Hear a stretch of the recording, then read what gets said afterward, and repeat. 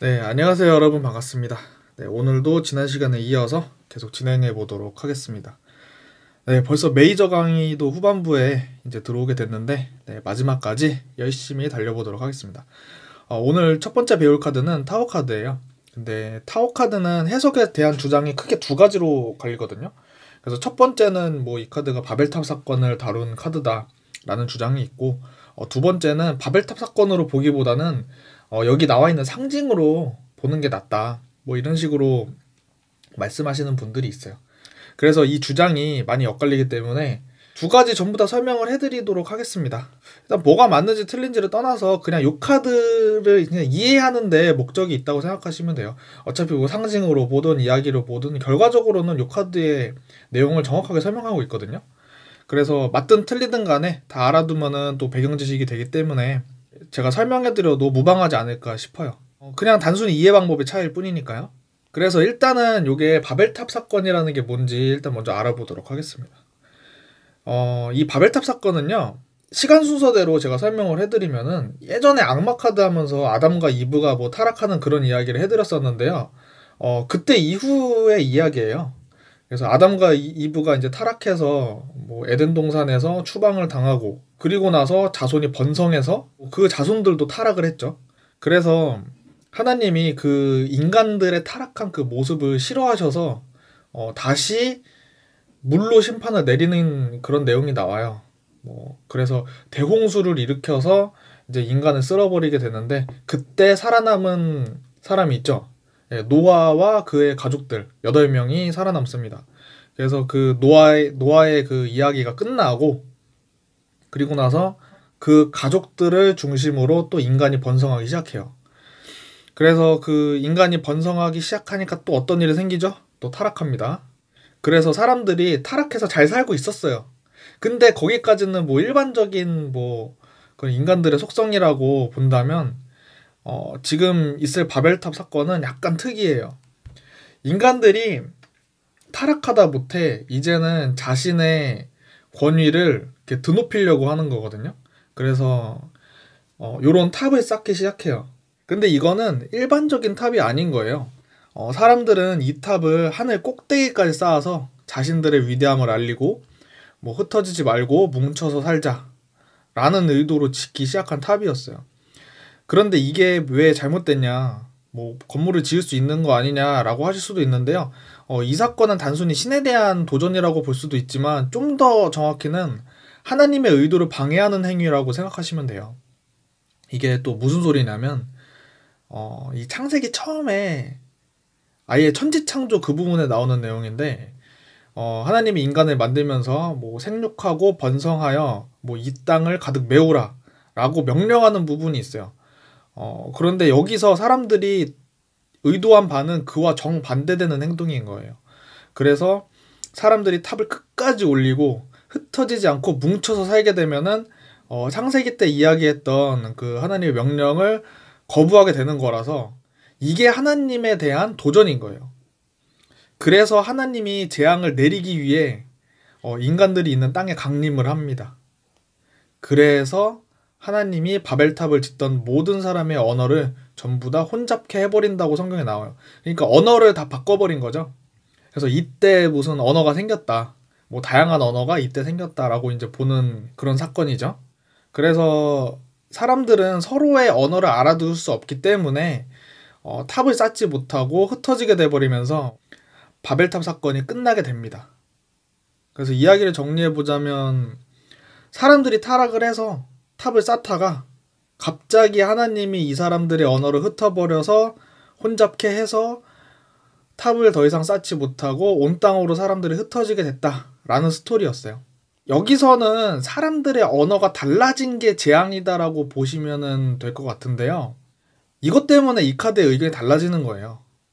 왜냐면은 요 카드는 분명 번개가 건물을 강타해서 사람들이 창밖으로 떨어지는 그런 모습을 그리는 그런 카드인데, 성경에서는 그냥 사람들끼리 언어가 달라져가지고 뭐 혼잡게 돼서 흩어졌다, 뭐 이게 재앙이라는 거 아니에요. 그래서 바벨탑 스토리를 신뢰하지 않는 분들이 여기서 나오게 됩니다. 하지만 요게 바벨탑이든 바벨탑이 아니든 뭐 말하고자 하는 건 하나예요.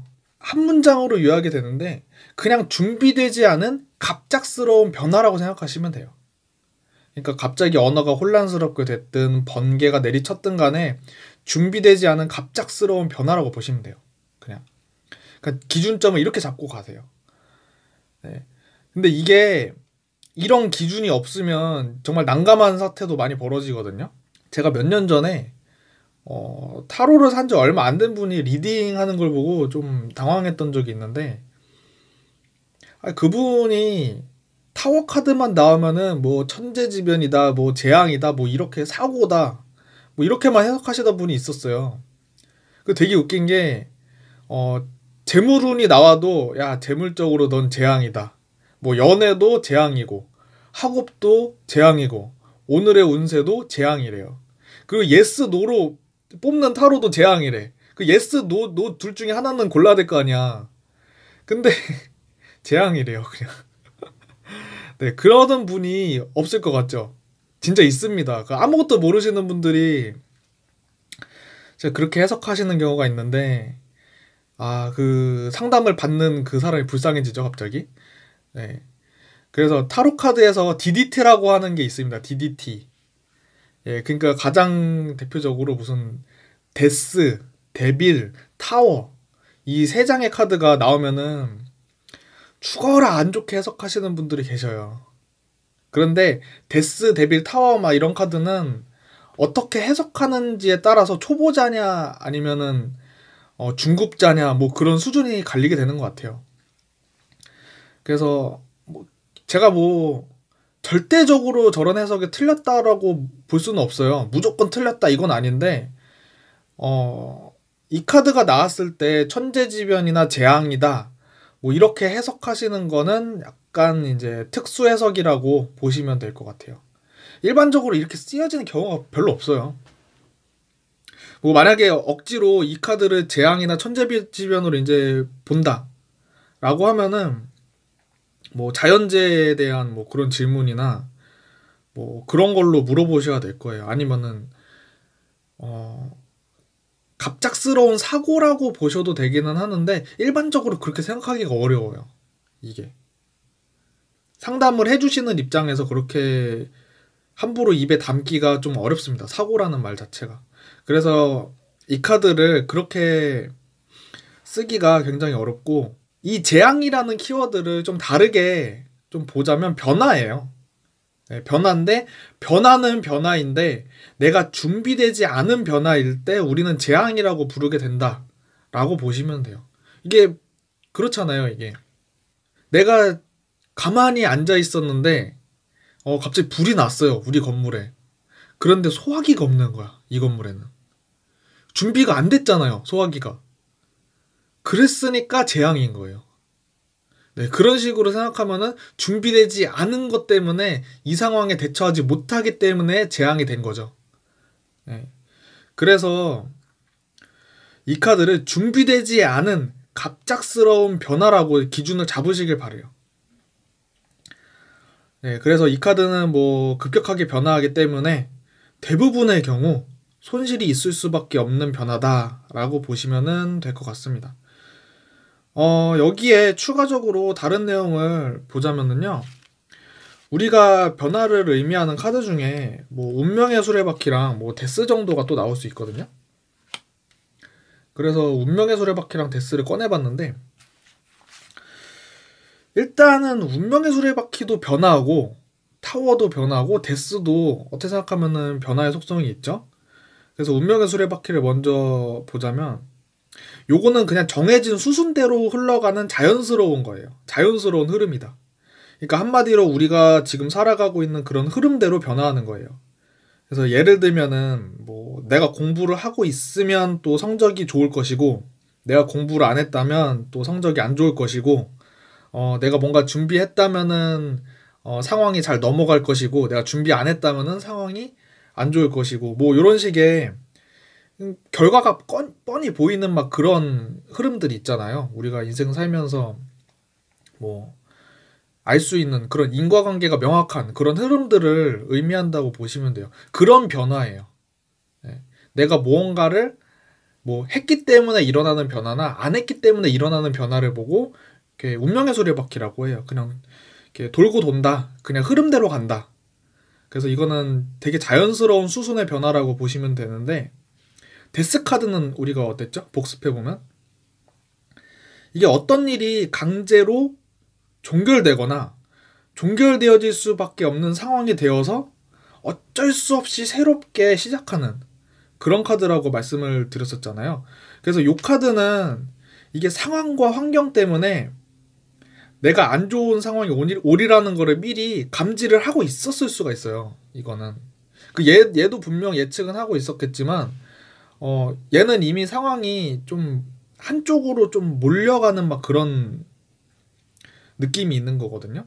그래서 요거는 상황이 무슨 애인과 헤어지든 뭐 아니면 퇴사를 하든 뭐 이사를 가든 아니면 사업을 접든 뭐 어떤 상황이 하나 끝나고 이제 그 끝난 다음에 새로운 시작이 되는 그런 새로운 상황이 펼쳐지는 뭐 그런 카드인데 이거는 뭐 밑도 끝도 없어요. 이거는 스토리가 없는 거예요. 얘도 스토리가 있고 얘도 어떤 상황적 스토리가 있어서 이런 카드가 나오겠지만 타워는 그런 스토리가 없는 거예요. 그래서 타워는 우리가 예측할 수조차 없는 준비되지 않은 갑작스러운 변화라는 거거든요. 그래서 이런 카드 나올 때 약간 패닉 상태가 온다. 또는 이제 내가 예상하지 못했기 때문에 마음이 진정되지 않거나 마음에 큰 충격이 온 거예요. 그러니까 여기서 대략적으로 타워의 느낌을 잡고 가시라는 거예요. 요거는 자연스러운 수순의 변화, 흐름대로의 변화, 그리고 얘는 갑작스럽지는 않지만 이미 상황이 한쪽으로 기울어진 상황을 감지하고 있었다가 그 상황이 끝나버린 거죠. 이거는 이미 이 카드 나오면은 변화가 된 경우죠. 네. 그리고 요거는 이도저도 아니면은 내적인 성장이나 내적 변화를 또 의미하기 때문에 이거는 갑작스러운 변화라고도 또 볼 수가 없어요. 네. 요것도 어떤 일련의 상황 때문에 발생한 거니까요. 근데 요 타워는 너무나 갑작스럽다. 패닉 상태가 된다. 네. 이렇게 생각하시면 될 것 같아요. 어찌됐든 뭐 바벨탑 사건으로 설명을 해드렸든 상징으로 이제 설명을 해드렸든 뭐 다 똑같습니다. 준비되지 않은 갑작스러운 변화예요. 그냥 여기서 뭐 상징을 대충 보자면은 뭐 왕관이 떨어지는 거 뭐 이런 것들은 이제 권위의 상실이다. 아니면 사람이 떨어지는 것도 이제 준비되지 않았기 때문에 이 사람들이 뭐 안에 소화기가 있거나 아니면은 뭐 대피로가 있었으면은 뭐 대피를 했거나 뭐 그랬겠죠. 아니면 불이 난다라는 사실을 미리 감지했더라면 정상적인 뭐 문으로 나왔겠죠. 근데 창문으로 뛰어 나왔다라는 것 자체가 이 준비되지 않은 그런 변화다라고 이제 생각하시면 될 것 같아요.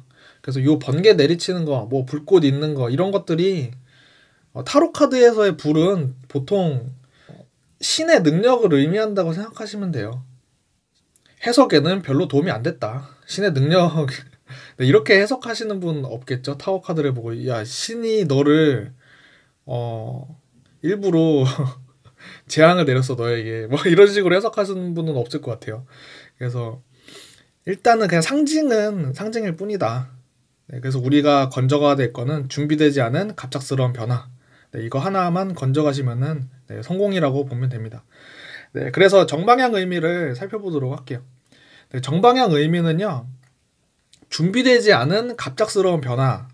네, 이거를 중점적으로 잡고 가신다면, 급격한 변화. 네, 그리고 큰 변화가 있다. 그리고 또 로또에 당첨된다. 갑자기 좋은 일이 생긴다. 뭐, 그런데 이게 왜 이런 좋은 키워드도 왜 있냐면요. 갑작스러운 변화에는 좋은 일도 포함된다는 거예요. 네, 그래서 요 카드가 말하는 게 변화를 극단적인 급변하는 막 그런 변화를 이렇게 말해주려고 이런 이렇게 그림을 그려놨는데 이런 도안을 채택을 한 것 같은데 결과적으로는 좋은 상황도 갑자기 올 수도 있고 나쁜 상황이 갑자기 올 수도 있는 거예요. 그래서 요 카드는 약간 이벤트라고 보시면 돼요. 이벤트적인 요소가 있다.